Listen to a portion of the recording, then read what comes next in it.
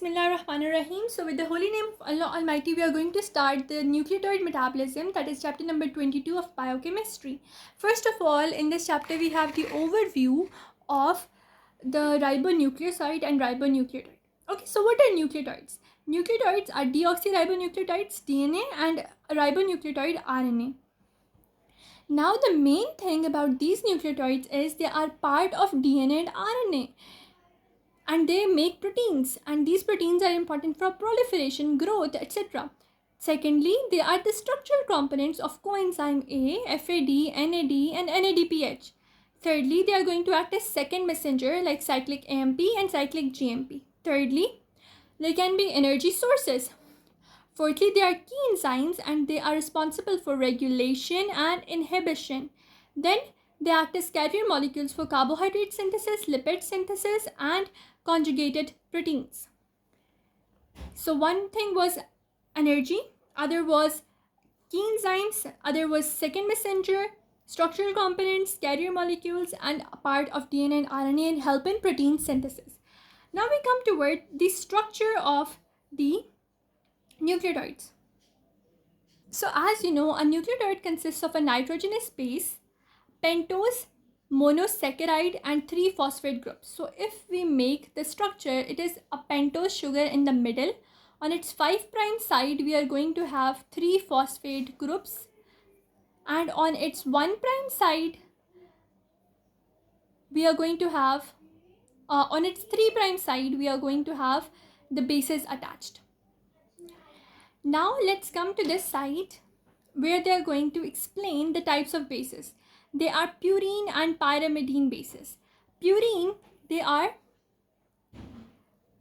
double ring structures and they are adenine and guanine, whereas the pyrimidines, they are single ring structures and they are cytosine, thiamine, and uracil.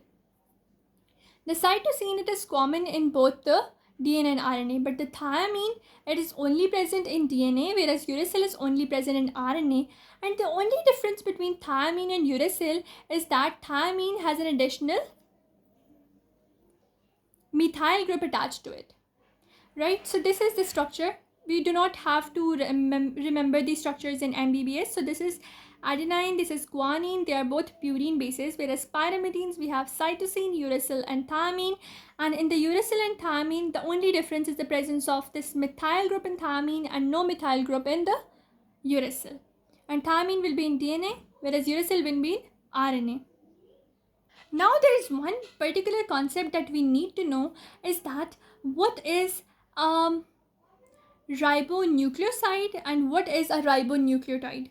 When there is this phosphate sugar with the base attached to it, it is known as a ribonucleoside only. When the ribonucleoside gets one phosphate attached to it, it becomes ribonucleoside monophosphate or ribonucleotide. Then when it gets another phosphate group attached to it, it becomes ribonucleoside diphosphate. When it gets another phosphate attached to it, or we can say 3 phosphate groups, then it's going to become ribonucleoside triphosphate. So the sugar with the base is going to be called ribonucleoside, and when it's going to have this phosphate group attached to it, it will get the title of nucleotide. Same goes for DNA. If there was the deoxyribonucleic sugar over here, so we will call it the deoxyribonucleoside with its base. Then the deoxyribonucleoside with its phosphate group is going to be called the deoxyribonucleotide monophosphate, right? So this whole thing was explained over here, that pentose sugar plus base, they are both attached via glycosidic bond, so they are known as the nucleosides, whereas the nucleotides are going to be the pentose sugar with the base plus the phosphate groups. And the first phosphate group is going to be attached to the 5' side of the pentose, forming a nucleoside 5-phosphate or a 5-nucleotide. Whenever a phosphate group is going to be attached, it is going to convert the nucleoside into a nucleotide. And the second and third phosphate group, they're attached to each other by a high energy bond. And this high energy bond is going to provide energy, which is the energy which ATP gives off when it is broken down. Now the main thing that we come over is the purine nucleotide synthesis. So in the purine nucleotide synthesis, we get to know that there are three things that are involved. One is this amino acids, second is the carbon dioxide, and third is the N-formyl tetrahydrofolate. The amino acid, they can be glycine, they can be glutamate, glycine, glutamine, and aspartate.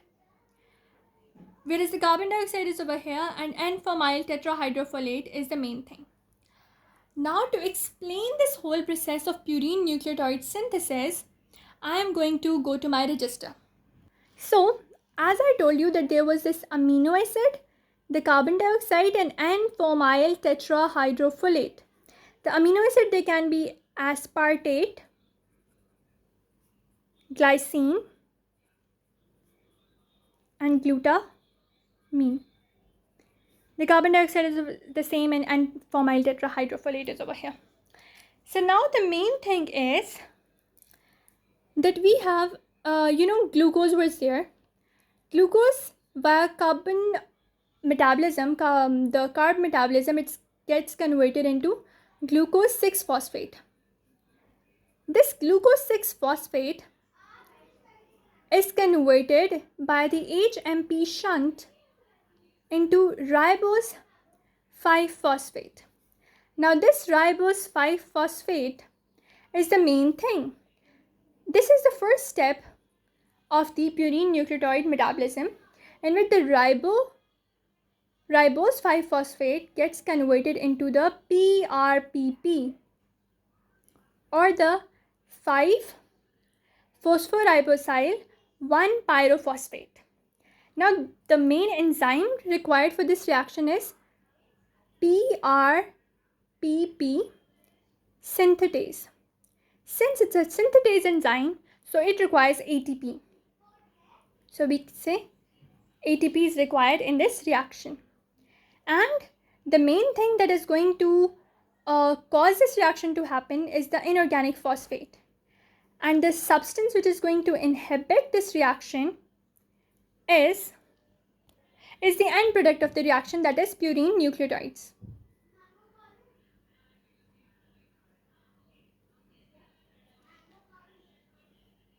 Since PRPP has a pyrophosphate, it means two inorganic phosphates which are attached to it. So the ATP will donate its two inorganic phosphate, and it will get converted into AMP. And magnesium will also be over here. So now I'm going to show this reaction to you on the book. So this is how our Lippincott shows this reaction. This is the ribose 5-phosphate, which is converted into PRPP, or 5-phosphoribosyl 1-phosphate. The activator is inorganic phosphate, inhibitor is purine ribonucleotides.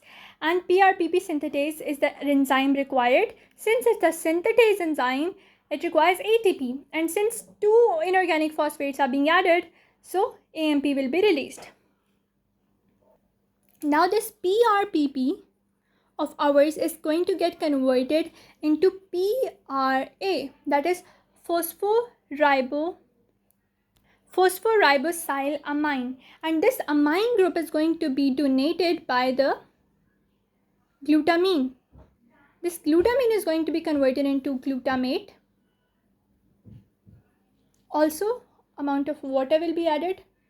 And the pyrophosphate, this pyrophosphate is going to be removed because we only have the PR, that is phosphoribosyl, and an amide group is added. So inorganic phosphate was removed and glutamine gave its amine. So the product that has been formed is the phosphoribosyl amide, and the enzyme that will be used in this reaction is this PRPP amidotransferase, or simple you can say it, amidotransferase. And the thing that is going to stimulate this reaction and the thing that is going to inhibit this reaction, inhibitors are AMP and ADP. whereas activator is the PRPP itself. So this is the second step. First step was the ribose 5-phosphate being converted into PRPP. Second step was PRPP being converted into PRA or the phosphoribosyl amide. Now we come towards its diagram on the book. The phosphoribosyl 1 pyrophosphate, that is PRPP, gets converted into the PRA or the phosphoribosyl amine by the addition of the glutamine with water. The two phosphates get removed and the glutamine is then converted into glutamate. The PR, that is phosphoribosyl, gets an additional amine group added to it, and the enzyme responsible for this is the PRPP amidotransferase enzyme. The activator is the PRPP itself, whereas the inhibitor is AMP and the GMP. After the two easy reactions, we have another easy reaction in which the PRA gets converted into this particular thing, which is a jar. That is a glycine aminoribotide. Simple thing. The enzyme that is going to be responsible for this is the GAR synthetase. And since it is synthetase again, we are going to have an ATP added, whereas ADP and inorganic phosphate being removed. Then the PRA, since the end product has a glycine in it, so we are going to have a glycine added to it. And this glycine is then going to be converted into nothing, it's going to just get added. So the glycine is going to get added and it will form a glycine aminoribotide or GAR. The PRA, that is the phosphoribosyl amide, gets its amide group removed and glycine added to it. And ATP is going to help in this reaction, right? There are no activator and inhibitor in this step. Now we have the GAR, and this GAR is going to get converted into FGAM. FGAR. The GAR is getting converted into FGAR. And as we know that the thing that was responsible for this F group was N-formyl tetrahydrofolate. This is going to be converted into the tetrahydrofolate only. The N-formyl is getting attached here. So it becomes N-formyl glycine aminoribotide. The enzyme responsible for this is N-formyl transferase or GAR-formyl transferase. We can also call it GAR-formyl transferase. So this is the reaction. Again, a big overview. Ribose 5-phosphate getting converted into PRPP via PRPP synthetase. Since it's a synthetase, ATP is being used. Then PRPP getting converted into PRA. Amide group is always given by glutamine. So we are going to have a glutamine in this reaction with amidotransferase enzyme. Then PRA is going to convert it into GAR. The glycine group is going to be given by glycine itself. And since a GAR synthetase enzyme is involved, so ATP is going to be used. The GAR synthetase enzyme, the GAR is going to get converted into FGAR, and F is going to be given by the N-formyl tetrahydrofolate. So N-formyl group is removed and tetrahydrofolate is released. The N-formyl group gets attached to GAR and makes it FGAR, and since a formyl group has been added, so this is known as formyl transferase. Transfer from this group into this group is known as the transferation. So this is N-formyl transferase enzyme or GAR transferase enzyme. Now what funny thing is going to happen, that this FGAR is going to get converted into FGAM. Now why I'm saying this is formyl glycine aminoribotide. So this formyl glycine aminoribotide gets converted into formyl glycine amidoribotide. Amido means another amine group has been added, and we know that amine is given by glutamine, and glutamine is going to give its amine and it gets converted into glutamate. And since this amine formation or amine attachment requires ATP, so we are going to have an ATP invested into this. The enzyme responsible for this will be F-GAR synthetase. Not F-GAR but F-JAM, because the synthesis is of this product. So F-JAM synthetase. A little bit overview again. Ribose 5-phosphate getting converted into PRPP by PRPP synthetase. Then PRPP getting converted into PRA by the addition of the amino group from the glutamine, and PRPP amidotransferase enzyme is there. Again, PRA, that is the amide group thing, it is going to have a glycine added to it, and this glycine is added by the GAR synthetase enzyme, and wherever is the synthetase enzyme, ATP is added. And then the GAR is going to be converted into F-GAR, F-N-phenyl tetrahydrofolate is going to donate this, and GAR N-phenyl transferase will be the enzyme. And this F-GAR will now be converted into F-JAM, and this F-JAM has an additional amide group added, and amide is always donated by glutamine, so glutamine is added and glutamate gets removed. And this ATP is also converted into ADP because the enzyme used over here is F-JAM synthetase.